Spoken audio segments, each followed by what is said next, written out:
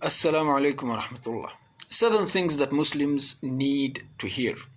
1. Your problems are not on non-Muslims' mind. Your problems are not on anyone's mind. Only you can change yourself and only you can change your circumstances. This applies on an individual level and this applies on a community level. The minority shouldn't be waiting for the majority to help, nor should the oppressed be waiting for the oppressors to help. You specifically have to rise up to your own challenges in the end of the day, and you have in the end of the day to help yourself. 2. You don't fit in with every group. You can't fit in with every group, nor will you ever fit in with every group. So stop trying to impress the wrong people with your looks, with your gifts, and with your spending. Be generous to the right people, and inshallah, they will remember you for it forever. So you need to understand where you belong. Whether you're a hijabi, someone with a beard, a black or a white, a brown, you are who you are. And that is who you are. Don't change your name. Don't change your accent. Don't denigrate a humble upbringing. Don't change your heritage. Be true to yourself, and inshallah you'll ring true to the world. We Muslims have more than 1400 years of tradition. Your day starts off with a dua and it's supposed to end with a dua, and the rest of the day, what's between those two duas of the morning and the evening, are the 5-time prayers around which you structure the rest of your day and the rest of your world. So you need to be aware of what your values are, and you need to keep that understanding in the front of your head. That is inshallah true allegiance to Allah subhanahu wa ta'ala. 3. You need to accept reality as it is. You need to accept the challenges that come with that understanding. Sooner or later, you are going to have to man up to the occasion. You're going to have to take the hits and learn to give counter hits. Over time, you'll have to learn from the adversities that the Ummah has been facing and humanity at large. And you have to learn from your adversaries. Not just believing and feeling that your head will remember the things that you have gone through and that the Ummah has gone through. No, you need to collect the lessons in a systematic and organized manner. What are the lessons that you derived from those challenges that you faced? You want to be regularly and systematically measuring your performance every day and in an organized manner. As people say, what you can't measure, you can't improve. So you need to measure your performance. And when you do that, and then you look at your performance after some while, you discover something amazing. You discover that pain is actually good for you. And you soon learn and get used to productively exploiting that pain. And you start to see accelerated positive change. But that is after you've changed your mindset to one that is welcoming to challenges, and a mind that knows. You've developed a mind that knows that these challenges are part and parcel of the deal that you have made with Allah subhanahu wa ta'ala. So you've got to stop with this crybaby approach to things. Anytime something happens to you, you start complaining, you start justifying, you start cooking up excuses to explain away your own incompetence. You know that you must decide your own fate, and that you are responsible for what your hands produce, and all the things that your hands could have produced but did not produce, all the things that you could have produced that would have improved your life and the lives of others. And Allah subhanahu wa ta'ala in this regard has already told us, وَعَسَىٰ أَن تَكْرَهُوا شَيْئًا وَهُوَ خَيْرٌ لَكُمْ. Maybe there's something that you hate, but it's actually really good for you. وَعَسَىٰ أَن تُحِبُّوا شَيْئًا وَهُوَ شَرٌ لَكُمْ. And maybe there's something that you really love, but it's really, really bad for you. It's going to make you bad. وَاللَّهُ يَعْلَمُ وَأَنْتُمْ لَا تَعْلَمُونَ. Allah subhanahu wa ta'ala knows best, and you don't.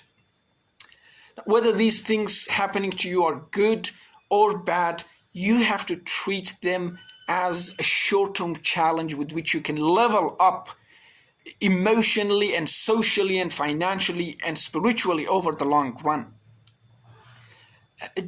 You have to do passionately everything that you possibly can and as perfectly as your heart, mind, and instincts allow.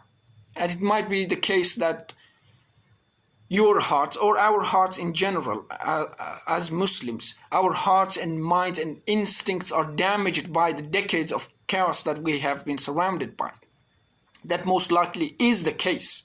Muslim communities have a very high percentage of people with sleeping problems, with mental health failures. If that's the case, and that is the case with many people, then we have to get some medical and nutritional help. If you have an anxiety problem, then you probably can't perform at your optimum. Then you gotta get some CBD or chocolate or antidepressants, SSRIs, to help you stay calm while you're going through your daily chores. If you have a sleeping problem, go to the doctor and get some antipsychotics. Maybe that will help. Perhaps that could improve the quality of your sleep, and inshallah that could improve the quality of your life. And if you don't work as passionately, even furiously, at being the best in the world at what you do, then you're failing your talents, you're failing your destiny, and you're failing Allah subhanahu wa ta'ala. And talking about anxiety and chaos, we get to the fourth point. Learn to play the mind games that are being played with you. For maximum productivity, you need to focus on the things that you can control, not the things over which you don't have any control. There are a million distractions that are being thrown at us to distract us from the really important things. By diverting your attention to things that you can control, you can transform yourself into an intrinsically motivated machine that is continuously nourished by those small gains which you are going to be scoring. How are you going to be scoring those small gains? By focusing on that small section of reality that you can control. Let's say we've investigated and understood the entire reality. The entire picture oftentimes is overwhelming, and oftentimes it leads to analysis paralysis. And in the long run, if that persists, it leads to mental health failures that we just talked about. So to avoid that shock state, we have to begin by dealing with those things that we can handle. We begin by exploiting those opportunities that we have some self-efficacy and control and confidence in handling, and in an orderly fashion, not minding those things that we can't do anything about. Now, once we start focusing on the small sections of reality, even if those are difficult to deal with, the fact that they're small, we can usually describe our problem. And then we can go ahead and seek help, and not being shy of showing one's weaknesses and shortcomings really help with avoiding that analysis paralysis. The important thing is that you avoid overwhelming yourself. Now, that doesn't mean that you don't have ambitions.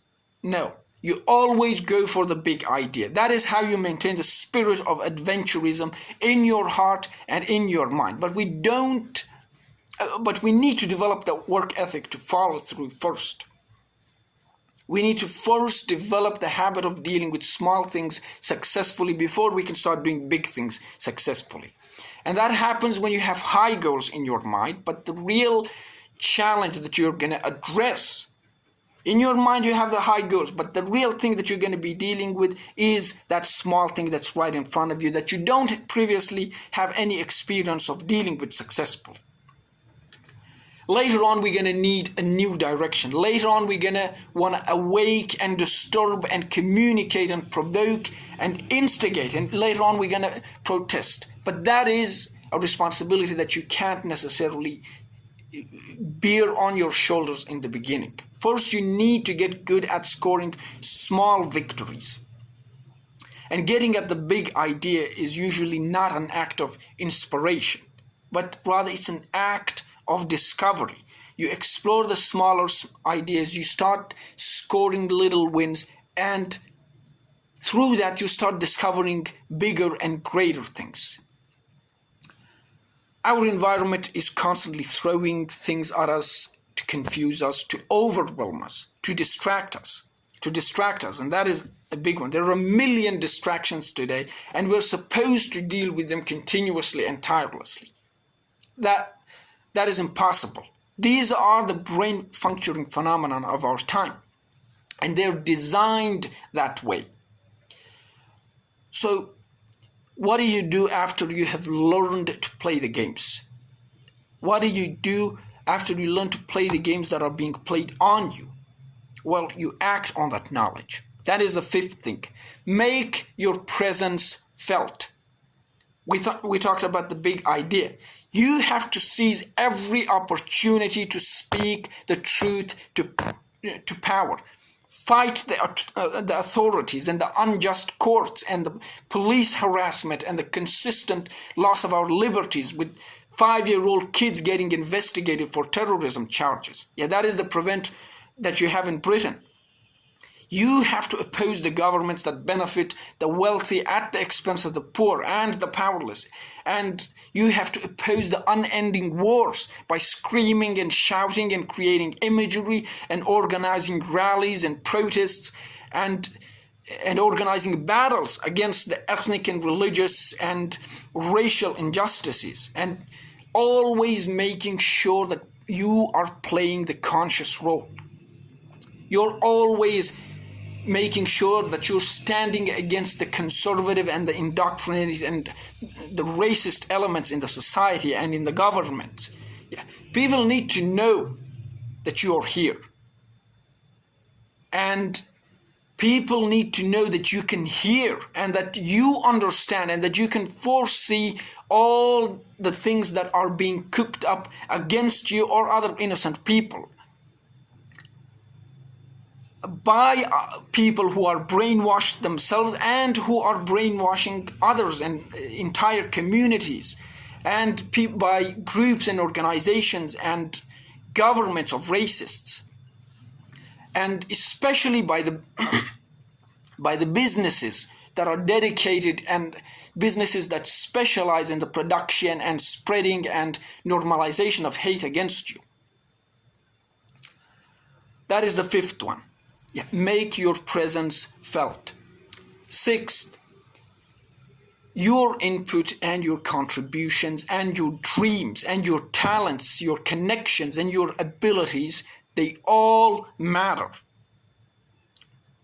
But you need to remember, it's not about you. It's never about you. It's about the cause. It is about what you have and what you're able to contribute in any way that you that you possibly can.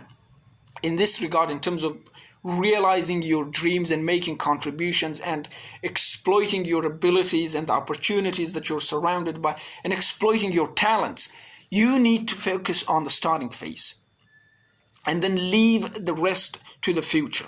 Allah subhanahu wa ta'ala will take care of those for you. You don't need to worry about the distant future. You focus on that little small reality, as we said, that is right in front of you. You gotta have the attitude of onwards and upwards and never giving your failures a second thought. You understood the cause of your failures? Good. Now it's upwards. Now it's onwards. You don't want to be complaining and justifying and all the rest of it. Yeah, you are supposed to be busy building up your portfolio, if only to prove to yourself that you truly have the right stuff. You need to understand, where am I? And where is the ummah? And where is the world? And where do I have to position myself in the world to raise the prestige and honor of the ummah? Seventh, material possessions don't solve problems. Material possessions don't lead to genuine respect, and material possessions don't lead to genuine friendships or love from others. Material possessions don't guarantee a long-term and genuine sense of security. All the tools in the world are meaningless without an essential idea and the competence to use the tools and develop new techniques. You are